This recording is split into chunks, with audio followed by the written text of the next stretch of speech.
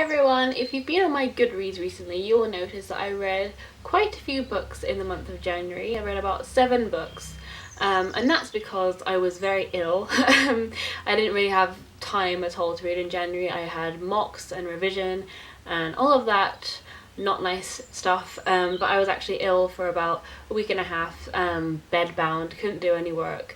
So I just had books to keep me company, so I got through a lot of them. So it made me want to do this video about book recommendations and DVD recommendations for when you're ill, because obviously I reached for some of these when I was feeling incredibly crap, and they made me feel a lot better. So I thought if any of you are going through the same thing, which is possible because it's like winter and there's like loads of lurgy going around, then I hope this helps you. So first I'm going to be recommending books and DVDs that have some sort of ulterior world. Now I'm going to explain this in a second, because when you're stuck in bed and you're sweaty and feeling crap and feeling really sorry for yourself, you just want to be anywhere else. You want to be up and about, you want to be better, you don't want to be stuck. So if you watch or read something with this whole other world that feels so detached from you, you can just get absorbed in it and forget the fact that you're ill. And for this I recommend any of the Harry Potter films, literally any of them. They will just make you feel 100 miles away, and they're characters that I love and a story that I love and hopefully you love as well, and you can just get completely lost in it and just forget that you're ill. Also, The Nightmare Before Christmas is one of my favourite films, and because this is again like a different world, this is like Halloween Town, I feel like it's so far detached from real life that you can just forget about all the issues. Escapism at its finest. Also books with completely new worlds. Percy Jackson, which is Greek gods, pretty cool. Cinder, which is completely like set partially in space and in Beijing and in the future. Very, very good, and based on fairy tales, which is always what you want. And The Raven Boys, which is kind of set in modern day, but it has lots of magical elements, so you won't feel like it's too close to home. Kind of similar on the Harry Potter thread, I recommend Carry On. Again, fantasy magic world that you can completely get lost in, and great characters as well. I'm also going to recommend Love Rosie. The book and the film will do as well, I guess, but the thing I love about the book is because it's an epistolary novel, which means it's told in letters, or in this case also emails and texts. It's very, very readable.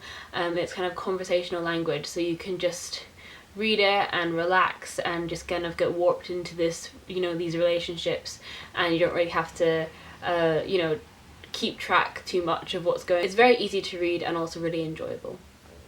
Also, when you're ill, I recommend comedy. So it's rare that a book will make me continuously laugh. Obviously there are bits in books where I do laugh at something a character has said or something that's happened, but I've read very few books where it's just kind of the plot is just there to be funny.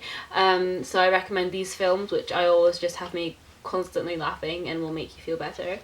School of Rock, love it, so good. Kingsman, about spies, but so funny. And also 21 Jump Street, just continuous laughter, yes. Also going to be recommending Love Actually, because it always makes me feel warm and happy and fuzzy inside. So yeah, Love Actually, so good. And I have 2 more books to recommend, and they're autobiographies, and I often find, well, autobiographies, I often find that when you're ill you can feel quite alone, quite isolated, because you probably have to stay away from school or work if you're contagious, and I guess family members will not be wanting to get too close to you if you're ill, so you can feel quite alone. But I love the following books because it literally feels like you're just sitting down to talk to someone over a coffee. They're very conversational and you really get a sense of the person's personality through their narrative. I found them really uplifting and, you know, just easy to read when I'm ill. And they are All I Know Now by Carrie Hope Fletcher and Yes Please by Amy Poehler. I love both of these ladies.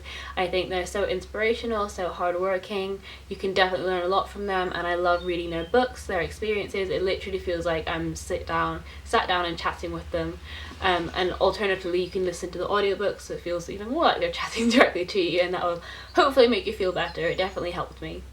I hope you enjoyed this video, and if you have any other recommendations for me or anyone else, please leave them in the comments, and I'll see you soon in my next video. Bye!